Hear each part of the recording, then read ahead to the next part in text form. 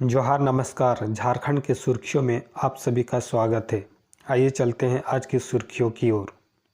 रांची में सेंगेल की जनसभा में बोले सालखन मुर्मू, जो सरना धर्म कोड देगा उसी को वोट देंगे आदिवासी।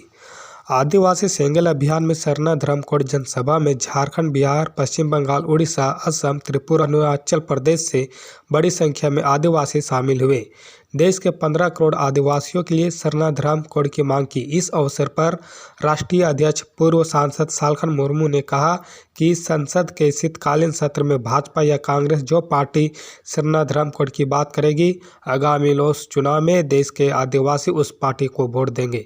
यदि प्रधानमंत्री नरेंद्र मोदी 15 नवंबर को उलिहातू दौरा में इसकी घोषणा करते हैं तो यह समर्थन भाजपा को जाएगा। उन्होंने कहा कि यदि आदिवासियों को उनकी धार्मिक आज़ादी नहीं मिलती है तो 30 दिसंबर को भारत बंद करेंगे। इन 50 दिनों में हर गांव-गांव में घूमकर इसे चुनावी मुद्दा बनाया जाएगा। हमें इस मुद्दे पर राजनीति और कूटनीति करनी होगी। कहा कि भारत में ही आदिवासी राष्ट्र की अवधारणा को धरातल पर उतारा जाए। जिस तरह से बंगालियों के लिए बंगाल, पंजाबियों के लिए पंजाब, गुजरातियों के लिए गुजरात बना है, तभी उनकी भाषा, धर्म, नौकरी, इज्जत, जमीन आदि बच पाएंगे। राजनीतिक पार्टियां या तथाकथित आदिवासी संगठन इनकी मदद नहीं कर पा रहे हैं, क्योंकि वे राजनीतिक विचारधाराओं के बीच बटे हैं, जिसमें आदिवासियों के मुद्दे गौण हैं। पारंपरिक स्वशासन व्यवस्था को भी जनतांत्रिक बनाने की आवश्यकता है।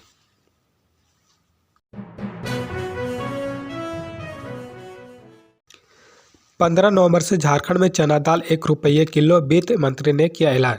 झारखंड में 1 रुपये किलो चना दाल मिलेगी। झारखंड कैबिनेट की मीटिंग में इसकी घोषणा की गई थी।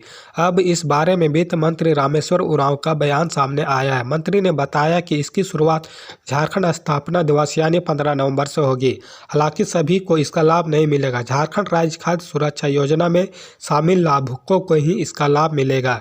ऐसे में सरकार की इस स्कीम से राज्य के 65 लाख राशन कार्डधारी लाभान्वित होंगे। मंत्री रामेश्वर उरांव ने बताया कि 15 नवंबर से लाभुकों के प्रति माह 1 रुपये किलो दाल दी जाएगी। इसके लिए बजट में 500 करोड़ रुपए का प्रावधान किया गया है। मालूम हो कि 11 अगस्त को सीएम हेमंत सोरेन की अध्यक्षता में कैबिनेट की बैठक हुई थी। इस बैठक में 30 फैसले लिए गए थे। इसमें से एक अहम फैसला था सूबे के सभी कार्डधारकों को 1 रुपये किलो की दर से चने की दाल देना है। कैबिनेट ने फैसला लिया कि राष्ट्रीय खाद्य सुरक्षा 2013 एवं झारखंड राज्य खाद्य सुरक्षा योजना JSFSS के सभी लाभुक परिवारों को प्रति परिवार 1 किलोग्राम चना दाल प्रति माह 1 रुपये किलो की दर से दी जाएगी। आय से अधिक संपत्ति मामले में नेता प्रतिपक्ष अमर बावरी बोले, मैं निर्दोष हूं, बाकी सरकार जांच कर रही है, करे। भाजपा ने बाबूलाल मरांडी को विधायक दल का नेता चुना, लेकिन उन पर दल बदल का मामला स्पीकर न्यायाधिकरण में चल रहा है। इस कारण सदन में उन्हें नेता प्रतिपक्ष के रूप में मान्यता नहीं मिली। श्री मरांडी को प्रदेश अध्यक्ष बनाने के बाद भाजपा ने अमर बावरी को विधायक दल का नेता बनाया। श्री बावरी सदन में प्रतिपक्ष का नेता बने। भाजपा में कद बढ़ने के साथ उनकी चुनौतियां और जवाबदेही भी बढ़ी। प्रतिपक्ष के नेता अमर बावरी ने कहा कि हम 5वीं विधानसभा को देखते हैं तो पाते हैं कि 4 साल तक नेता प्रतिपक्ष का पद रिक्त है। सदन के नेता सरकार पर अंकुश लगाने के लिए नेता प्रतिपक्ष का पद सृजित किया गया है। विपक्ष का काम कहीं न कहीं सरकार को सचेत करना है, उसके गलत कार्यों के बारे में बताना है और उस पर अंकुश व नियंत्रण बनाए रखना है। पिछले 4 साल तक इस सरकार ने अवैधानिक रूप से नेता प्रतिपक्ष को हटा कर रखा। उसका परिणाम आज सरकार भुगत रही है। प्रदेश के 1250 वित्त रहित संस्थानों में शैक्षणिक हड़ताल, पठन पाठन ठप। राज्य के 1250 वित्त रहित इंटर कॉलेज, उच्च विद्यालयों, संस्कृत विद्यालयों और मदरसा विद्यालयों में कार्यरत 10,000 से ज़्यादा शिक्षककर्मी बुधवार को शैक्षणिक हड़ताल पर रहे। इसमें संस्थानों में पठन पाठन ठप रहा। वित्त रहित शिक्षा कर्मियों ने शैक्षणिक हड़ताल के साथ साथ स्कूली शिक्षा और साक्षरता विभाग के पदाधिकारियों को संस्थानों के मुख्य द्वार पर पुतला भी फूंका। शैक्षणिक हड़ताल वित्त रहित शिक्षक कर्मियों को राज्यकर्मी का दर्जा देने और अनुदान की राशि चौगुना करने के प्रस्ताव को मंत्रिपरिषद में भेजने की मुख्य मांग को लेकर की गई है। अब आगे मोर्चा की ओर से 30 नवंबर को राजभवन के समक्ष धरना प्रदर्शन के बाद राज्यपाल को ज्ञापन सौंपा जाएगा। 3 माह में सहमति नहीं हुई तो होगी परेशानी। वित्त रहित शिक्षा संयुक्त संघर्ष मोर्चा के नेताओं ने कहा कि महंगाई को देखते हुए शिक्षा विभाग द्वारा अनुदान की राशि चौगुना करने का प्रस्ताव तत्कालीन शिक्षा मंत्री जगन्नाथ महतो को भेजा गया था।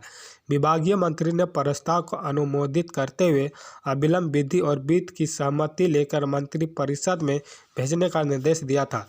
4 माह हो गए लेकिन ग्रेडिंग का बहाना बनाकर अभी तक अनुदान बढ़ोतरी के संलेख विधि विभाग व वित्त विभाग को नहीं भेजा गया। इसके कारण संलेख मंत्री परिषद को सहमति के लिए नहीं भेजा जा सका। अगर इन 3 माह में अगर मंत्रिपरिषद की सहमति नहीं हुई तो वित्त रहित स्कूल इंटर कॉलेज के वित्त वर्ष 2023-24 में चौगुना अनुदान नहीं मिल पाएगा। अनियमितता को लेकर बुरे फंसे वीडियो अर्जुन राम के खिलाफ मुख्यमंत्री सोरेन ने दे दी मामला दर्ज करने की अनुमति।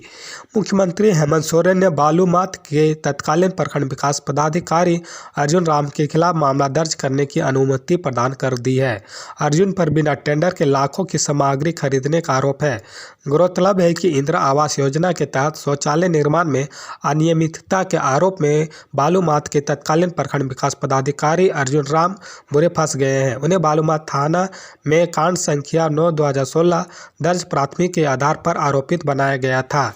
जब इस मामले की जांच की गई तो पता चला कि अर्जुन राम ने इंदिरा आवास योजना के तहत शौचालय सामग्री, धुआं रहित चूल्हा और योजना बोर्ड की आपूर्ति का आदेश बिना किसी निविदा कोटेशन के रांची के मेंबर्स AK ट्रेडर्स को दे दिया। इसके लिए सरकारी कोष से 41,69,880 रुपये के भी भुगतान किया गया। यह सरकारी प्रावधानों को घोर उल्लंघन है।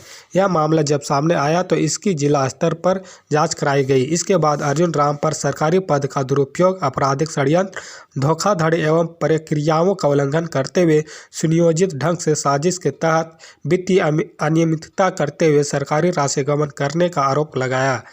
अब अर्जुन राम के विरुद्ध अभियोजन स्वीकृति देकर मुख्यमंत्री हेमंत सोरेन ने यह स्पष्ट कर दिया है कि वह भ्रष्टाचार के खिलाफ जीरो टॉलरेंस की नीति अपनाते हैं। सदर अस्पताल में होगा बच्चों के कैंसर का इलाज। राज्य में बच्चों के कैंसर की स्थिति का है बुरा हाल। बच्चों में कैंसर के बढ़ रहे मामले को देखते हुए सदर अस्पताल में अब पीडियाट्रिक ऑन्कोलॉजी की सुविधा शुरू होगी। इस विभाग की शुरुआत 15 नवंबर के बाद होने की उम्मीद है। अच्छी बात यह है कि आयुष्मान भारत योजना के तहत यह विभाग संचालित होगा। Civil surgeon doctor Prabhat Kumar ने बताया कि इसके आरंभ होने से बच्चों में पाए जाने वाले लिम्फोमा व ल्यूकीमिया समेत अन्य कैंसर के प्रकार का इलाज हो सकेगा। बच्चों को लेकर राज्य के बाहर अब अभिभावकों को भी नहीं जाना पड़ेगा। आयुष्मान व अन्य योजना के कार्डधारी का निःशुल्क इलाज होगा, जबकि सामान्य मरीजों को न्यूनतम दर पर इलाज मिलेगा। राज्य में सरकारी स्तर पर पहला केंद्र झारखंड में पीडियाट्रिक ऑन्कोलॉजी के लिए सरकारी स्तर पर यह पहला केंद्र होगा। अभी तक रिम्स में सामान्य पीडियाट्रिक विभाग में ही कैंसर पीड़ित बच्चों का इलाज होता है। CS ने बताया कि झारखंड से बड़ी संख्या में बच्चों में कैंसर के मामले पाए जा रहे हैं। इसी कारण इस विभाग को शुरू करने का निर्णय लिया है। बता दें कि इससे पहले सदर अस्पताल में जनरल ऑन्कोलॉजी व ऑन्कोसर्जरी की शुरुआत हो चुकी है। शिशु रोग विशेषज्ञ डॉक्टर अभिषेक रंजन बोले, 50 से अधिक पीडियाट्रिक ऑन्कोलॉजी के मरीज हर माह आ रहे हैं। इन्हें इलाज के लिए राज्य से बाहर जाना पड़ रहा है। वहीं पीडियाट्रिक में सर्जिकल ऑन्कोलॉजी के हर माह 20 से अधिक मरीज आते हैं। समय पर इलाज मिलने से बच्चों में कैंसर के 80 केस ठीक हो जाते हैं।